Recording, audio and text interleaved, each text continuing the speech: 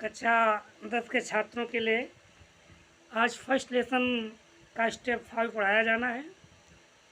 देखिए, तुम लोगों ने फर्स्ट लेसन के 4th स्टेप में जाना कि पोस्ट ऑफिस के जो कर्मचारी हैं अपने सैलरी से पैसा इकट्ठा करके लेंचों को भेजते हैं लिफाफे के माध्यम से, और उसमें लिफाफे में पैसे डाल देते हैं, एक छोटा सा खत डालते हैं, उसमें एक सिग्नेचर बनाते हैं, लिखते हैं गॉड। किसने भेजा है? भगवान ने भेजा है। ऐसा लिख करके मेल बॉक्स में डाल देते हैं। और जब डाल देते हैं, अगले पैरा में देखो क्या बताया गया है। सभी बच्चों को जो भी वीडियो देखें उसको पूरी तरह से देखें, तभी समझ में आएगा, ऐसे समझ में नहीं आएगा। नहीं समझ में? जो भी वीडियो देखें आप पूरा देखें तो उसका क्या निचोड़ है तभी आप पाएंगे। देखें नेक्स्ट पैरा में, the following Sunday Lencho came a bit earlier than usual to ask if there was letter for him. अगले दिन रविवार को लेंचो कुछ जल्दी आया। कैसे आया? Lencho came a bit earlier than usual. रोज की अपेक्षा लेंचो उस दिन कुछ जल्दी आया। टू आस्क, या पूछने के लिए, if there was letter for him, कि उसके लिए कोई क्या खत आया है। It was the postman himself who handed the letter to him. Postman, डाकिये ने स्वयं उसको वही खत जिसमें पैसे डाले थे सभी ने मिलकर के, वही खत उसको पकड़ा दिया कि ये आया है तुम्हारे नाम खत। While the postmaster experiencing the contentment of a man who has performed a good deed, looked on from his office। जबकि जो पोस्ट मास्टर था जिसने सब व्यवस्थाएं जुटाई थी, वो ऑफिस के दरवाजे पर खड़े होकर के जो उसने अच्छा कार्य किया था, गुड डीड, जो नेक कार्य किया था, उस नेक कार्य को जो किया था उसको वो उस ऑफिस के दरवाजे पर खड़े होकर वो एक संतोष का एहसास कर रहा था कि मैंने एक नेक कार्य किया है। आज उसको वो एहसास कर रहा था, खड़े खड़े गेट पर देख रहा था।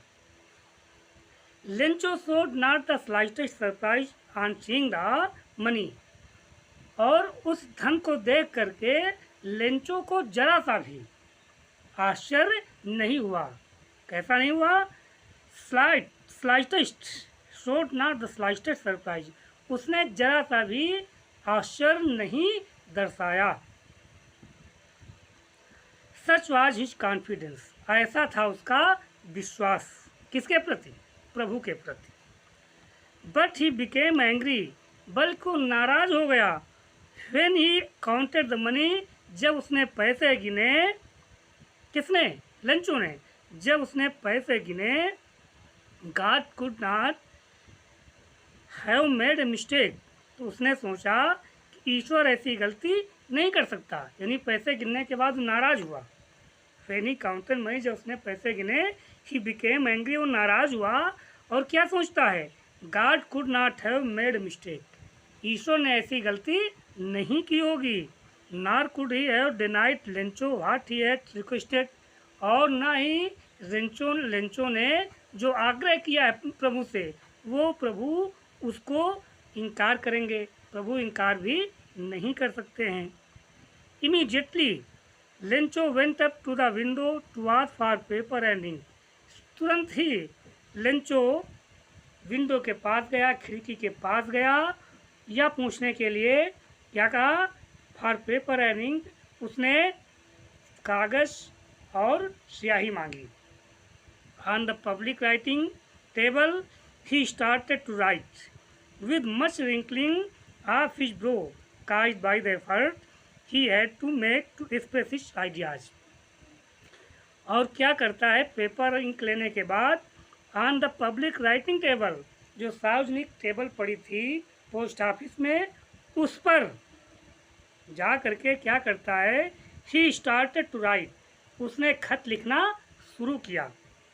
With much wrinkling of his brow, और जब वो लिख रहा था ना तो अपनी भौहों को बहुत सिकोड़ रहा था। Much wrinkling of his bro, अपनी भौहों को बहुत सिकोड़ रहा था पत्र लिखते समय।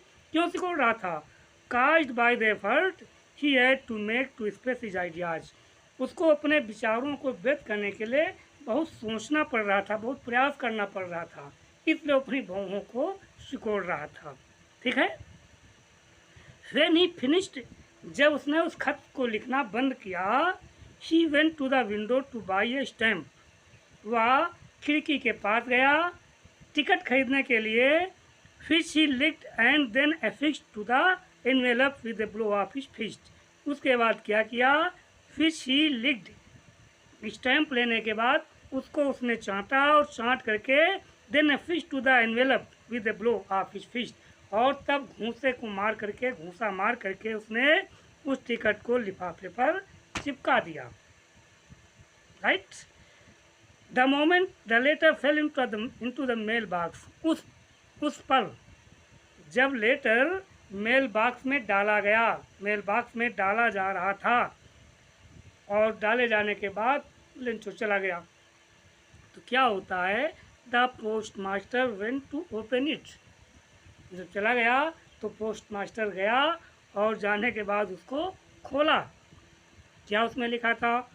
God are the money that I asked, प्रभु वो पैसा जो मैंने आपसे मांगा था,